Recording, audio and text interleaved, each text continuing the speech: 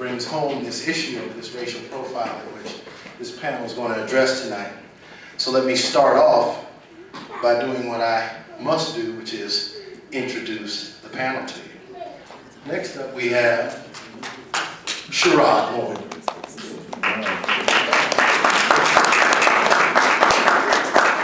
Sharaud Moore is a proud member of Alpha Phi Alpha fraternity.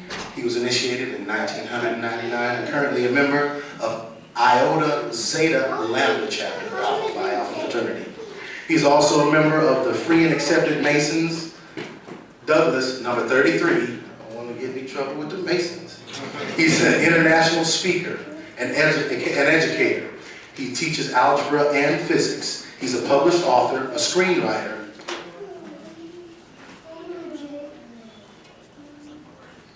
He's a father of one, a poet, a national champion track coach at Long Beach Poly. He wanted to make sure that one got in there. Jackrabbits. And an actor. Ladies and gentlemen, put your hands together for Sharaud Moore.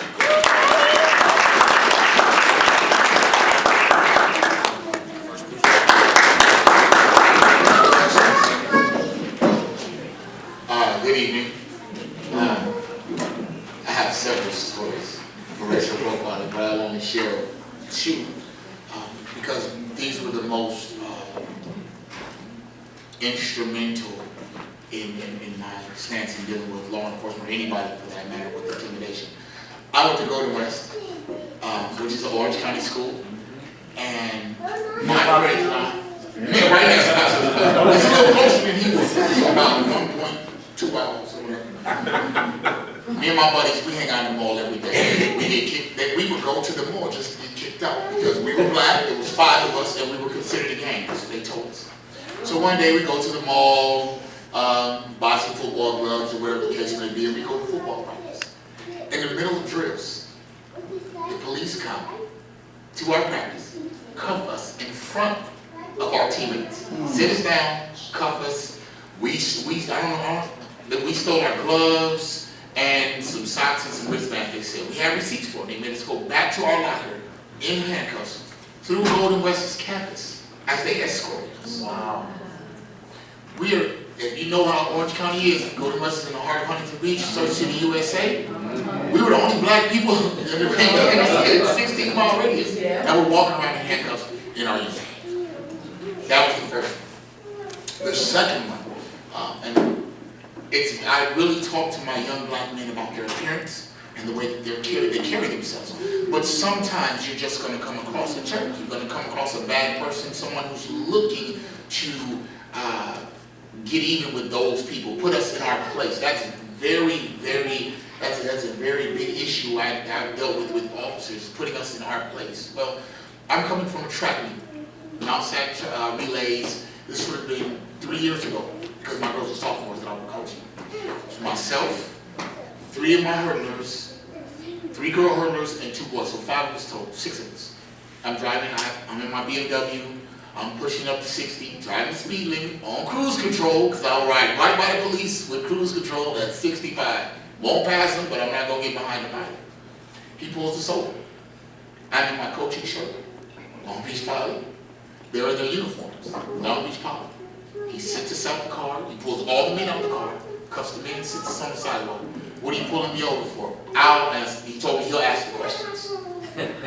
I'll ask the questions here. I said, well, sir, I'm pretty sure you have to explain why you're pulling me over. I'm not an idiot. I've been through this a couple of times before.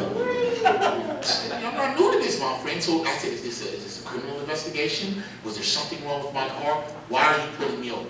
I'll ask the questions. I would say about 15 minutes into the stop, there are 7 to 8 police cars on the freeway for me and my 3 15-year-old girls and my 2 16-year-old boys on the side of the freeway. And they let us go. They went through, checked my registration all through my trunk, lock, venue, you can't open a lock, all of that stuff. It doesn't apply when there's nobody around to witness it. So getting back in the car, I explained to my kids that, life is messed up. You're going to experience things like this. But just because you experience it doesn't mean it's the norm, and don't allow it to happen to you as you get older. Because all of you have had an opportunity to experience racial profiling. It's almost impossible to become an adult black male without having that experience. So my first question is, what was the most significant impact of that encounter? And do you believe anything positive can be taken from it? And I can start at the far end, I can start at the close end. Is there anybody who would like to start with that? Is there anything positive that can be taken from it? Well, in the case of being pulled over with my students, I use it as a teachable moment. I let them see ignorance at its finest, and I let them know that if I wasn't educated, if I wasn't aware of the laws and things that were going on, then they could have done anything they wanted to do.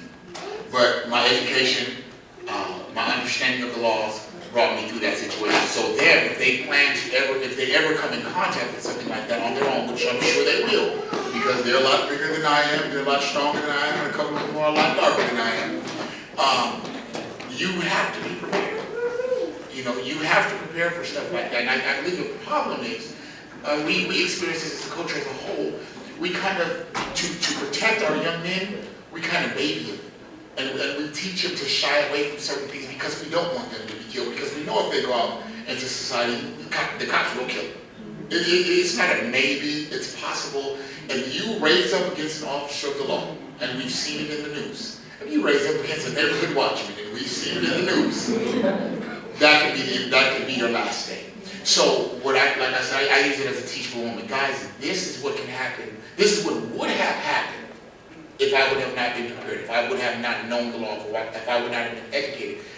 Also, if I would have been dirty, if I would have had drugs on me, if I would have had guns on me, illegal guns on me, if I would have been doing something that I wasn't supposed to do, now they have the right to come in and degrade me in a manner in which they attempted to, but it wasn't successful because I was prepared for it.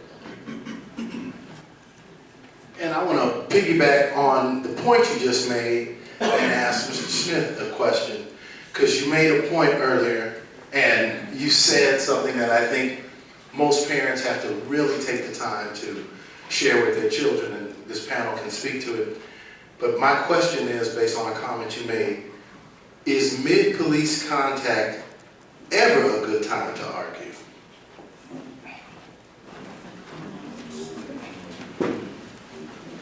Initially, no. Right now, for the moment you've been contacted, or anybody been contacted, they teach this in academies, you learn it from your training officer. This is the most critical time.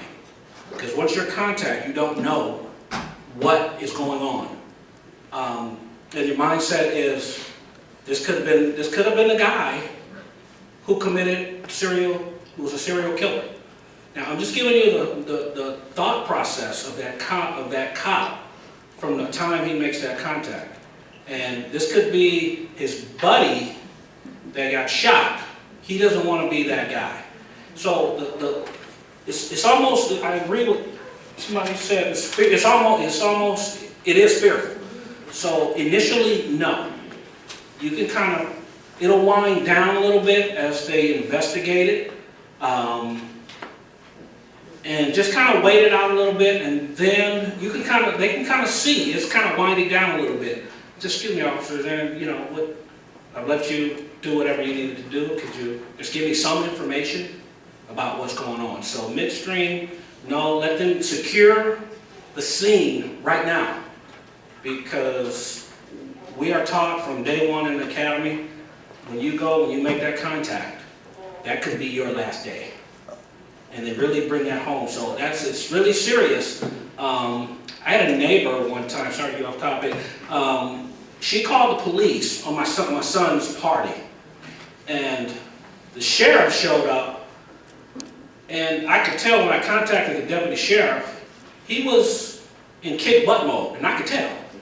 So I went out and told my neighbor, look, you don't call the cops over something petty like that.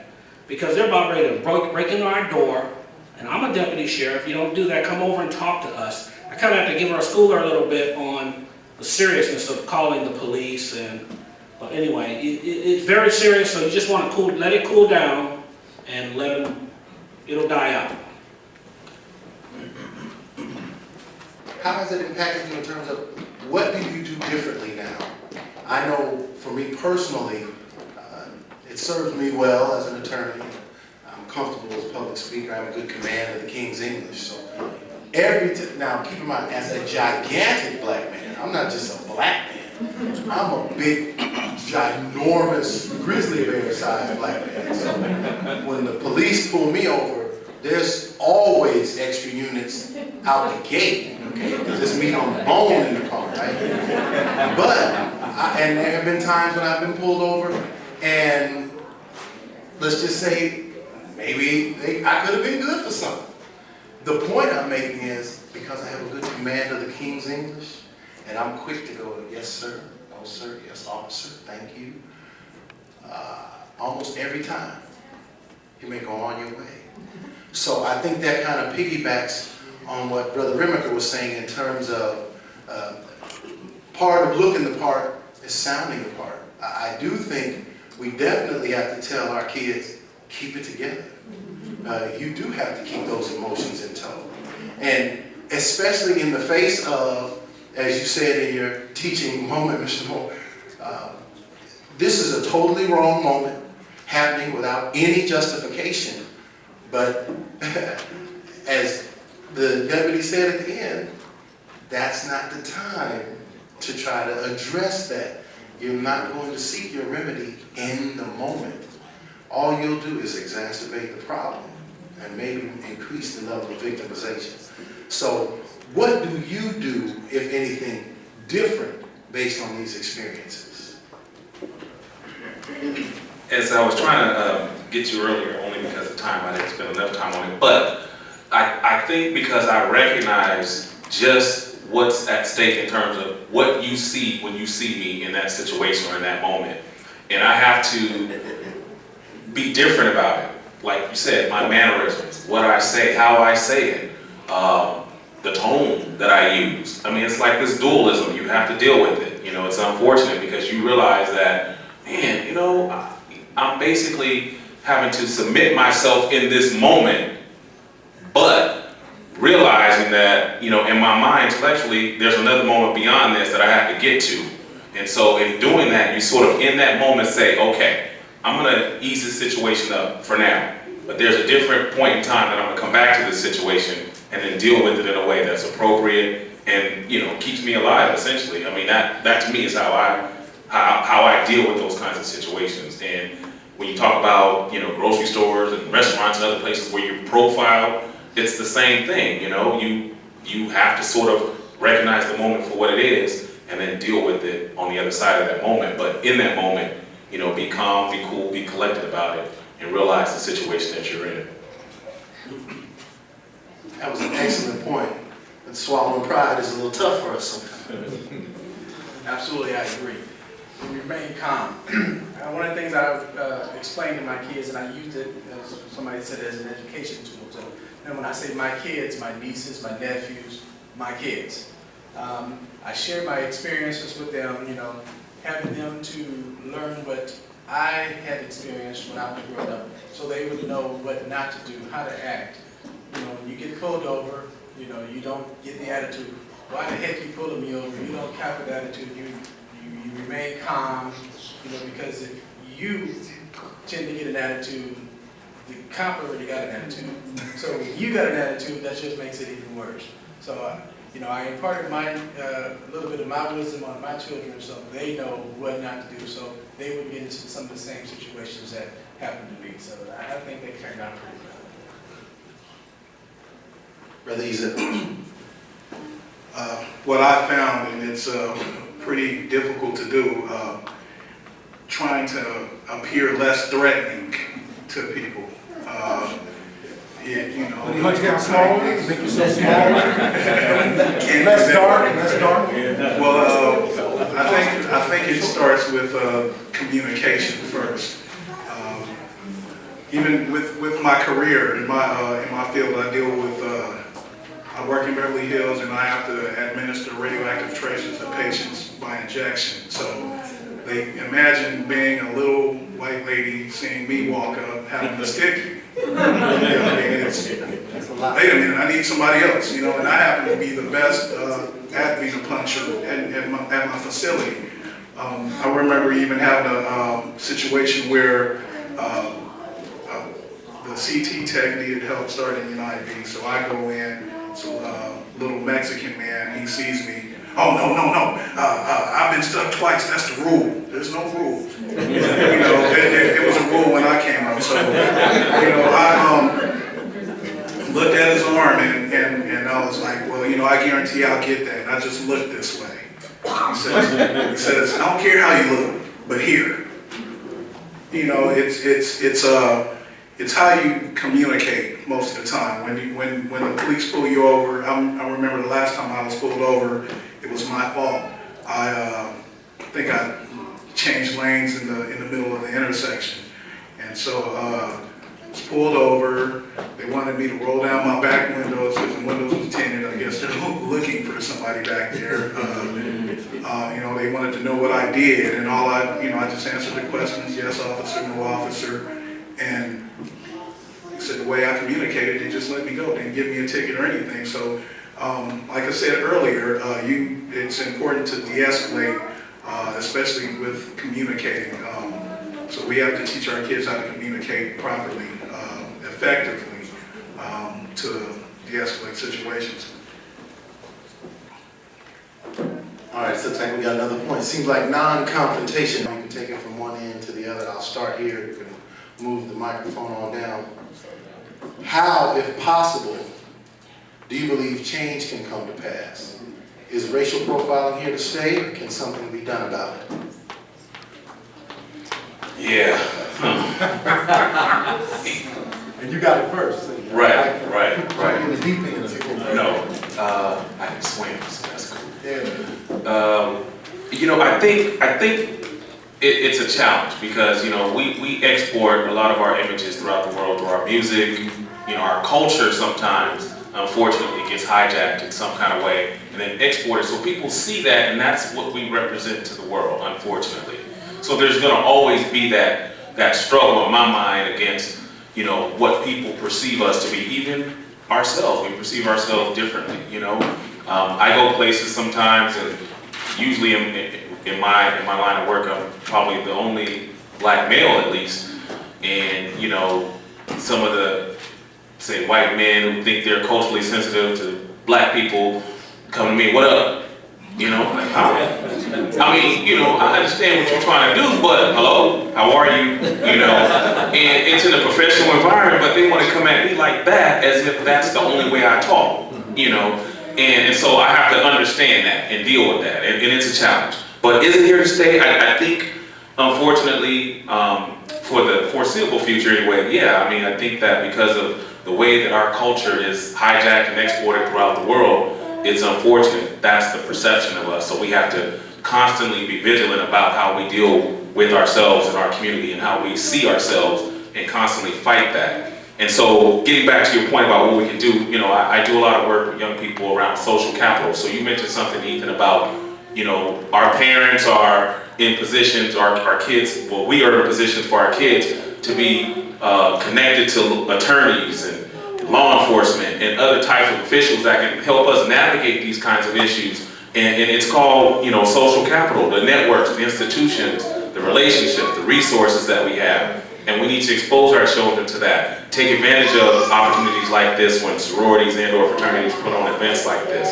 Expose our children in these kinds of situations. Have them meet the people that are present here, understand their line of work and how that can connect to them in some kind of way. These are the kinds of things that take time. These are the kinds of things that over time will eventually address some of these issues that we have to constantly, you know, be mindful of in our daily work with, you know, with the way racism sort of interferes with our daily lives. And so it's just one of those things that over time we'll have to sort of get to a place, but for now we're not there. So.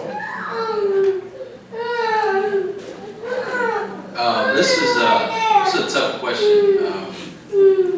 From my experience, I don't think change is possible, period. I believe the psyche has already been trained for people to feel a certain way about us. I do not think change is possible. even taking the connotation of the word black, it's always had a negative connotation. It's something that's dark, it's something that's evil. Looking at licorice, it's something that doesn't taste good, it doesn't leave a good taste in your mouth. I mean, just from a historical perspective, the word black brings a problem. And since it has this negative connotation, as a result, we see the negative impacts that it has directly on us. So I don't think change is possible. Trayvon Martin, prime example of racial profiling. And they continue to make a mockery of our race and not provide any justice. And it's hard for us to deal with it because we lack resolve. We don't know exactly how to go about changing the system, how to go about changing people's feelings towards us. And we're stuck to deal with it to the point that we tend to lack hope. You know, like when I get pulled over by a cop, what can I possibly do? Nothing. Like, it's nothing that I can possibly do. And I think just as far as like knowing your rights is like first and foremost something that can help us, enable us to actually have some type of progress moving forward. But change is not possible as long as racism is still evident.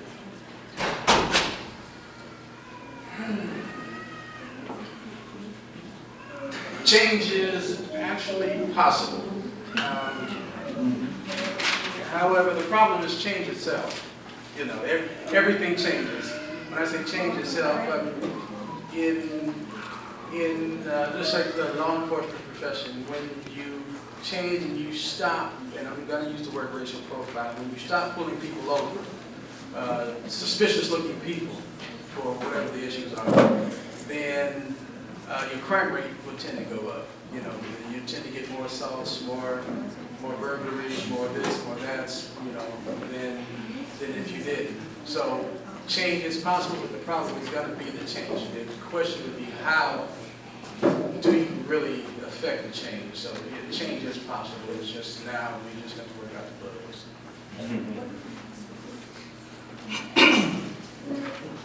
I'm telling Barack on both of y'all. You think hope is possible too?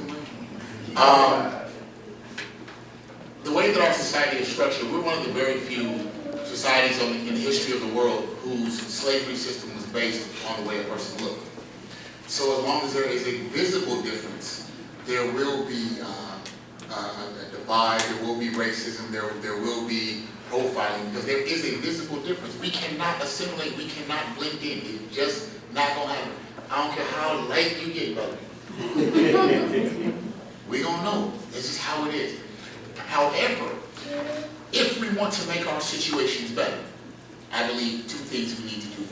One, as they did in the civil rights movement, we need to start hitting them in their pockets.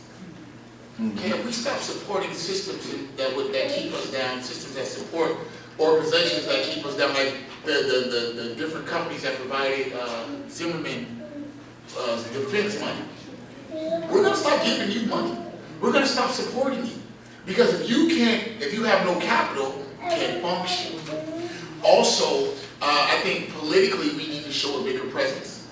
And in our local politics, not just on the global scale, everybody was happy to vote for Barack, but what about the mayor of Compton and the mayor of Long Beach and the issues that we have locally, because the situations are, all of the problems we have are local.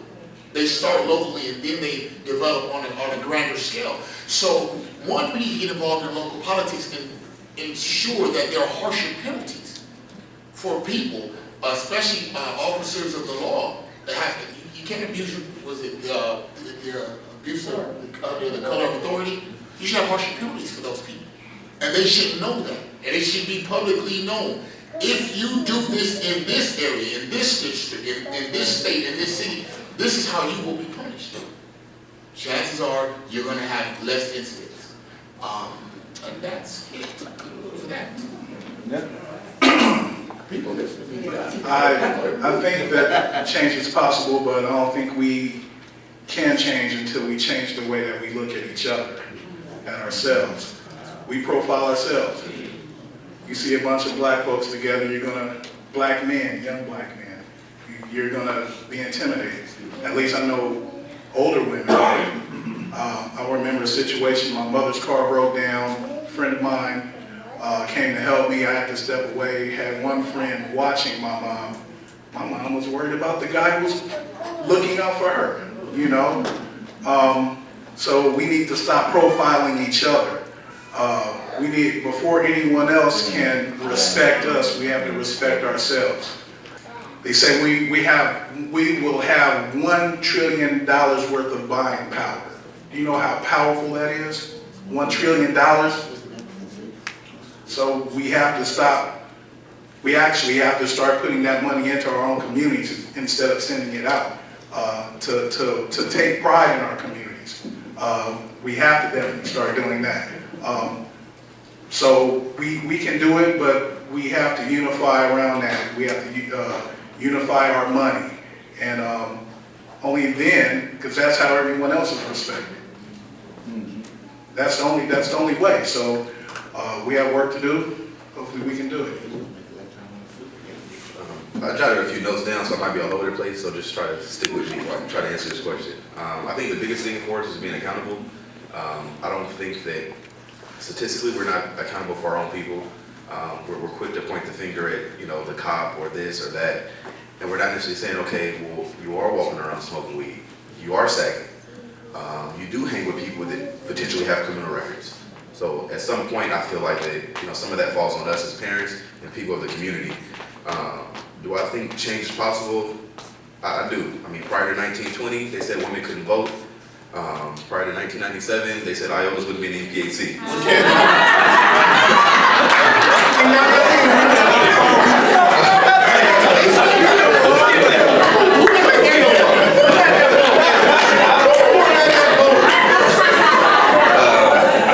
Prior to 2009, they said we wouldn't have an African-American commander-in-chief. But I guess one of the biggest things for me is I was listening to a brother by the name of Dr. Umar Johnson on YouTube one time. And one of the biggest things he said was that we need to start putting our people in positions of power. We need to encourage our kids to be doctors, to be lawyers, to be neurosurgeons, to be accountants, and not just, you know, basketball players, football players, and baseball players. I think that if we were able to do that, kind of catapult our kids to the forefront, I think it'll definitely start to erase a little bit of the racism and the racial profile. Yeah, I think there is hope for change. And I'll tell some of you moms, you know, if the kid gets stopped, and I'll tell the moms, because the dads, we're gonna want to fight. So I'm gonna tell the moms, you know, whenever your kid, if somebody stopped, they have to indicate in the computer system why they stopped that person, what was the reason, and what's the race of that person. Because they're trying to do the best they can with the database, but so they have to document it. So if you feel you've been racially profiled, it all should match up. Like if they say they had a call go out, it should match up with the call in the system. If they say that they stopped this person for this, it should match up in the computer system. And if there's some type of injury or any hands-on stuff, I would say you can change by contact the civil rights attorney and let them do the rest. My other thing is I try to recruit, not to say that African Americans can't do it either. I've seen a lot of blacks pull over blacks and other races for no reason. But I try to recruit young black men to do this job. Because who's going to better take care of the black community and the black people? So you get this thing, this image, I don't want to be a snitch, I don't want to be a rat. What about serving your community? What about when you see a young black man, you treat him with respect? I mean, if he breaks the law, he got to go to jail. But what about joining in? And my last thing is the candidates that they're hiring to be peace officers. You can't get a guy from Huntington Beach come into Compton. He knows nothing about that. He sees a young kid who's maybe 18, 19, a little drunk. He sees him immediately as a threat. He don't see him like my 20-year-old, like I would when I see him. One thing they should really make them do is make people go through more, they call sensitivity training. Make them have said that, you know, hey, I've done this or I know some people. I mean, you just can't go. Because back when I first came on, They were coming to Compton and Century, in our Century station, like it was Vietnam. But would they do that in their own neighborhoods? No, because that's a good kid. He made a mistake. But they don't see that. So hiring the better candidates. Some states have gone to where they have a 2-year degree. Some agencies a bachelor's degree, and there are some studies that indicate that the more educated you are, not saying you can't be racist, because you can't, we know that, as doctors, we know that. But the candidates we're hiring, and we also have to join in if we want to get change. And you let them know, I am not. And I took my daughter, I held my daughter, and we looked them in the face, and I said, we will not spend our money here because you didn't respect us. Because if you thought we didn't have, you were wrong. And we walked out the door, and I told my daughter, and you need to tell your sons and your daughters as well, and your relatives, you don't give people your money who don't give you their respect. And that's what we need to do in our community. Spend our money with the people that respect us and demand respect.